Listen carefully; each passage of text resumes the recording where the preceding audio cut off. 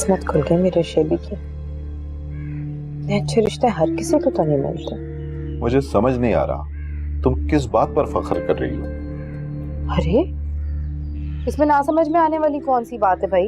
इतने अच्छे लोग हैं, इतने अच्छे से मिले हमसे वो, और इतने सारे कीमती तोहफे भी दिए। और क्या चाहिए? तुम हर चीज को दौलत के तराजू में तोलती हो, मगर रिश्ता करने के लिए खानदान का अच्छा होना बहुत जरूरी है। लो, अब इनके खानदान में कौन सी बुराई दिख गई आपको?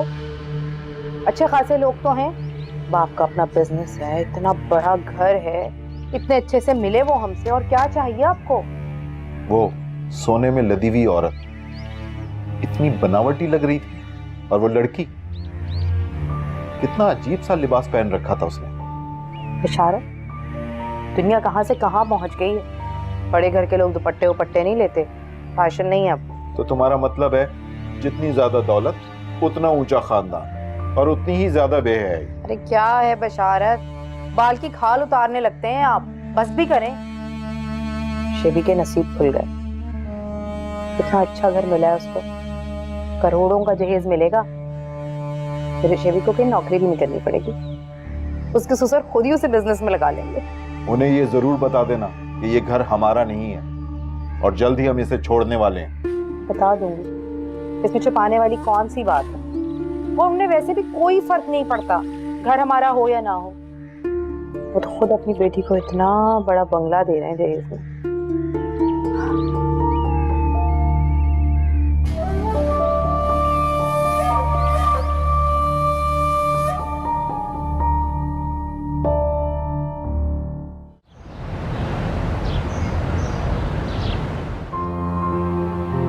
बेटा सच पूछो तो जाने का दिल मेरा भी नहीं चाह रहा, लेकिन रिश्ते नाते निभाना पड़ते हैं, यही तो दुनियादारी है।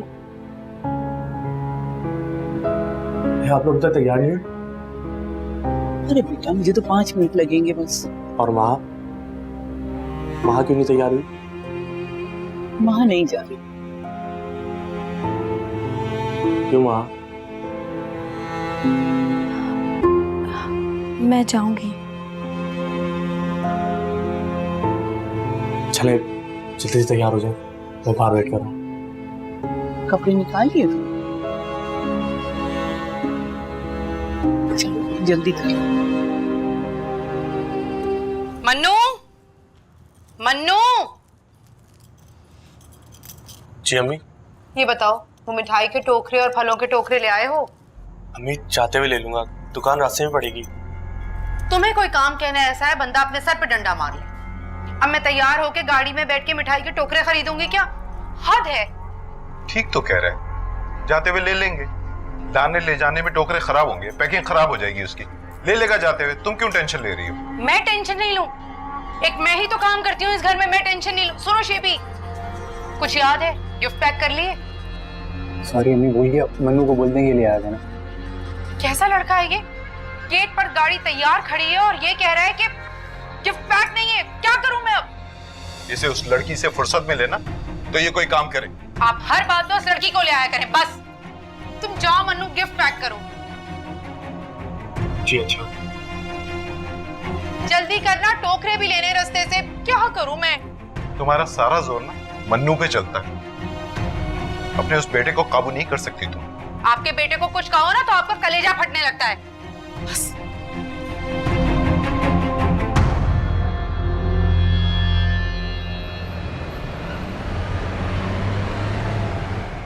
ये मान मजीद कहते हैं जी। ये फरहीन के ससुर हैं। अच्छा अच्छा अच्छा। और ये शोएब के होने वाले ससुर हैं। अच्छा अच्छा अच्छा, कैसे हैं आप जी? खैरियत से हैं? तशरीफ रखिए, तशरीफ रखिए। बैठे बैठे। मजीद साहब कहाँ होते हैं और क्या शुगल है आजकल आपका? छोटा मोटा बिजनेस है, दरअसल 5 होटल हैं मेरे। माशाल्लाह। 2 यहाँ कराची में, 3 दुबई में। अभी पिछले साल एक क्लब भी खोल लिया। मेरे इस एक क्लब ने 1 साल में मुझे जो कमा के दिया है, मेरे होटलों ने 10 साल में नहीं कमाया था। और सच्ची बात है, दुबई लोग एंजॉय करने आते हैं और क्लब से अच्छा एंजॉयमेंट कहाँ हो सकता है? क्यों? मैं तो सोच रहा हूँ इस साल एक क्लब और खोल लूं। अमान साहब, मेरा ख्याल है खाना खुलवा लिया जाए। जैसे आपकी मर्जी।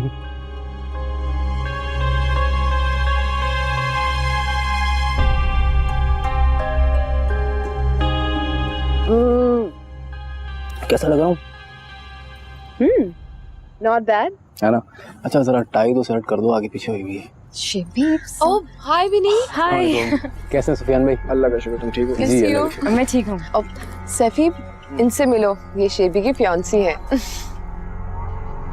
ओह क्या यार, तुमने मंगनी कर लिया, मैं बुलाया भी नहीं। अरे नहीं, अभी तो सिर्फ बात पक्की हुई है, जब होगी तो जरूर बुलाऊंगा आपको। चलो, by the way she is beautiful. Thank you so much. चले? एक्सक्यूज मी।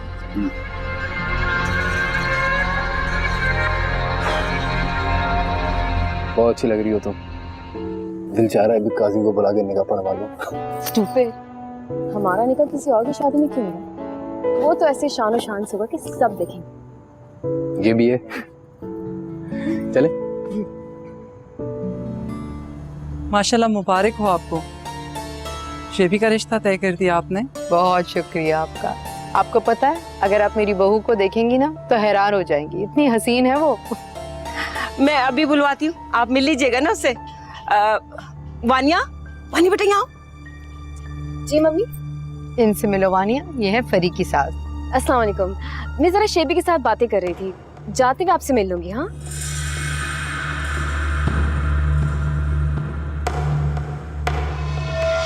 माशाल्लाह, कितनी खुश लग रही है ना। भाई इंतजाम तो बहुत अच्छा किया है, छोटा जरूर है लेकिन अच्छा लग रहा है।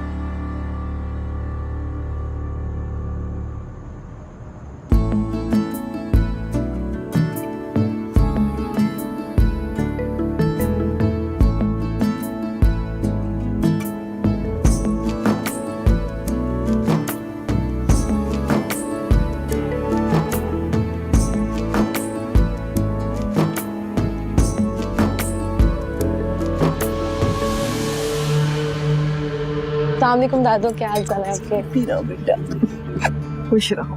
हाय। जीते रहो, खुश रहो, आबाद रहो। कैसे हो मन्नू तुम?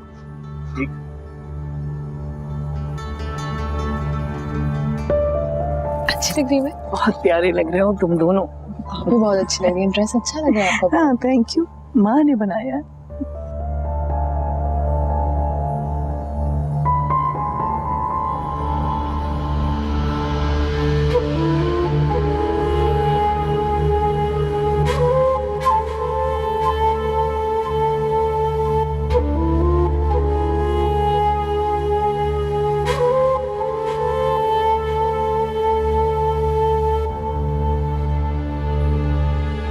भाई वो तुम्हारे समझी बड़े मजे बहुत के प्यारी लग रही है। लेके आना तो तो बहुत मेरे खूबसूरत लग रहा है। भूलना नहीं, हाँ। वालेकुम अस्सलाम।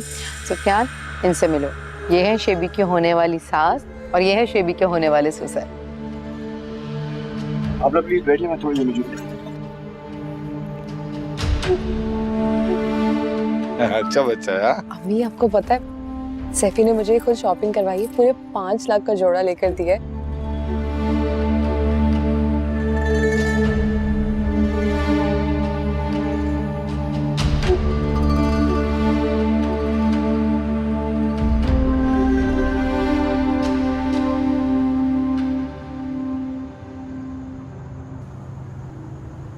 हेलो मिस महा। अस्सलाम वालेकुम। वालेकुम सलाम। यकीनन इस ड्रेस का डिजाइन भी आप ही ने किया होगा। जी हाँ, मैं अपने सारे कपड़े खुद डिजाइन करती हूँ। वो असल में मुझे बाहर के रेडीमेड कपड़े पसंद नहीं आते। Very nice. एक्चुअली महा, मैं ये पूछना चाह रहा था, अब तो आपके एग्जाम्स भी खत्म हो गए, आपके फ्यूचर प्लान्स क्या हैं? फिलहाल तो यही सोचा है, अगर कोई अच्छी जॉब मिल गई तो इवनिंग की क्लासेस लेकर अपनी स्टडीज कंटिन्यू करूंगी। ये तो बहुत अच्छी बात है। कहीं जॉब अप्लाई किया आपने? नहीं, फिलहाल तो कहीं अप्लाई नहीं किया। तो आप मेरी कंपनी ज्वाइन कर लेना। आपकी कंपनी? हाँ, मेरी कंपनी। एक्चुअली महा, मैंने आपका काम देखा हुआ है और आप जैसे टैलेंटेड लोगों की मुझे बहुत ज्यादा जरूरत है। मैं अपने बुटीक का एक नया आउटलेट खोलने जा रहा हूँ। इस तरह आपका भी मसला हल हो जाएगा और मेरा भी। लेकिन मुझे तो कोई जॉब का एक्सपीरियंस नहीं है। नो प्रॉब्लम, एक्सपीरियंस तो काम करने से आता है। आप बहुत जीनियस हैं, आई एम श्योर आप बहुत जल्दी पिक कर लेंगे। मैं दादू से मशवरा करके ही बताऊंगी। बहुत प्यारी लग रही हो, नजर उतार लेना। फरी इधर आओ, जरा महा मैडम को तो देखो कैसे तुम्हारे दीवर से फ्री हो रही हैं। क्या करे अम्मी बेचारी, सैफी तो उससे मिला नहीं, अब फैजी को फंसाने की कोशिश कर रही है। वैसे हद है इस लड़की की बेशर्मी की भी। पहले मन्नू, फिर शेबी, फिर सुफियान और फिर फैजान। क्या बात है, जज्बा जुनून तो हिम्मत ना हार। क्या हो गया अम्मी, इसकी इतनी औकात है कि फैजी से बात भी करे। वो तो मेहमान समझ के सिर्फ वक्त दे रहा होगा और कोई बात नहीं होगी। सही कह रही हो, लेकिन बात सुनो, इससे मोहतात रहना, ये बहुत नीसनी है। अपने ससुराल में इसको घुसने ना देना। नहीं नहीं, क्या हो गया अम्मी, ऐसा तो मैं कभी भी नहीं होने दूंगी। Please take your time. मुझे उम्मीद है कि आपका जवाब हाँ होगा।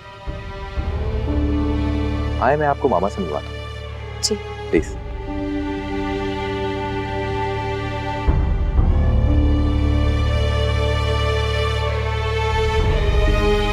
बस जो मैंने कहा है ना वो दिमाग में रखना।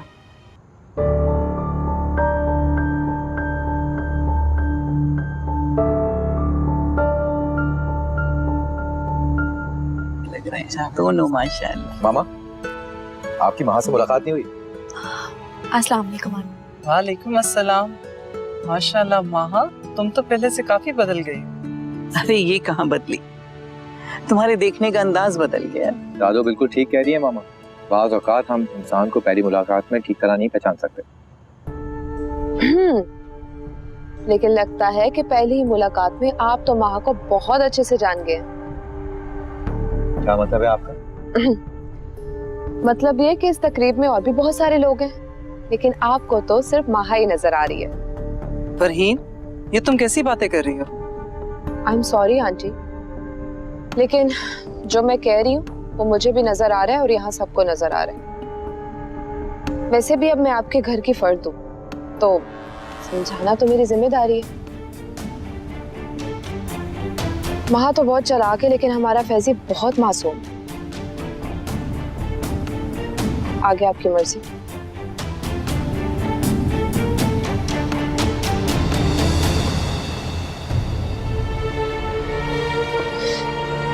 दादू प्लीज चले यहाँ से, अब मैं यहाँ 1 मिनट नहीं रुक सकती। महा, I am so sorry. Please please तुम बैठ जाओ। इतनी इज्जत अफजाई के बाद तो रुकने की गुंजाइश नहीं है बेटा। प्लीज, मैं आपसे फरहीन की तरफ से माफी मांगती हूँ। तुम क्यों माफी मांगो, तुम्हारा क्या कसूर है? दादू प्लीज घर चले। महा, तुम मेरी मेहमान हो, मैं बिल्कुल तुम्हें ऐसे जाने नहीं दूंगी। प्लीज आंटी, फोर्स मत करें, मैं नहीं रुक पाऊंगी। महा, ये हमारे घर की तकरीब है और तुम मेरी मेहमान हो, और मैं तुम्हें बिल्कुल इस तरह नहीं जाने दे सकती, और मैं तुमसे सॉरी कर रही हूँ। बेटा प्लीज रुक जाओ। मैं भाभी के इस रवैये से बहुत हैरान हूँ महा। मुझे उनसे ये बिल्कुल उम्मीद नहीं थी। लेकिन हम हैरान नहीं हैं, क्योंकि हम इस रवैये के आदी हैं। दादू, मैं आपकी और महा की बहुत ज्यादा इज्जत करता हूँ। मैं भाभी की इन बातों पर बहुत ज्यादा शर्मिंदा हूँ। प्लीज हमें माफ कर दें। मैं आपकी बेटी जैसी हूँ, प्लीज मुझे मान दें और रुक जाएं।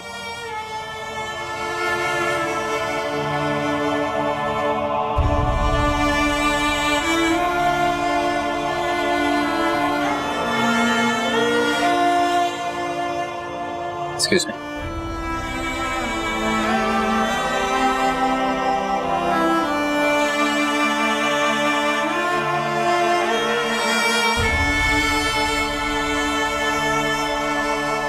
आपने देखा था फरी को? माशाल्लाह कितनी खुश लग रही थी। सारे ससुराल वाले कैसे हाथों हाथ ले रहे थे उसे। ठीक है, दूसरों की खुशियां छीन कर उनका सुकून बर्बाद करके, अगर वो खुश रहती है तो अल्लाह ताला उसे हमेशा ऐसे ही खुश रखे। देखा देखा अम्मा को, मेरे बच्चों को तो वो सौतेला ही समझती है। कभी जो उनकी किसी खुशी से खुश हो जाए वो। हद है, पता नहीं अम्मा को क्या हो गया। पता नहीं, जल रही है वो खुशियों से। और क्या हो गया है? मुझे तो लगता है आप भी सौतेले हैं, इसीलिए वो महा के आगे ना आपको ना आपके बच्चों को किसी को अहमियत नहीं देती। हर वक्त महा महा महा महा, बस महा। अच्छी तरीके से पता है मुझे क्यों उन्हें सब कुछ ये बुरा लग रहा है। सुफियान ने महा को छोड़ के मेरी फरी को अपना लिया ना, इसलिए अम्मा जल रही हैं। मेरी बेटी क्या कोई गिरी पड़ी थी? इज्जत से रिश्ता लेकर आए थे वो लोग यहाँ, मैं नहीं गई थी वहां। और महा के साथ जो कुछ भी हुआ उसकी अपनी हरकतों की वजह से हुआ। सुफियान ने इसलिए इनकार किया। बस चुप हो जाओ, मेरे पहले ही दिमाग खराब हो रहा है। इनकी अम्मा को कोई कुछ ना कहे, आंखों से देख लेंगे, कानों से सुन लेंगे, फिर भी मुंह में लड्डू लिए बैठे रहेंगे, कुछ बोलेंगे नहीं।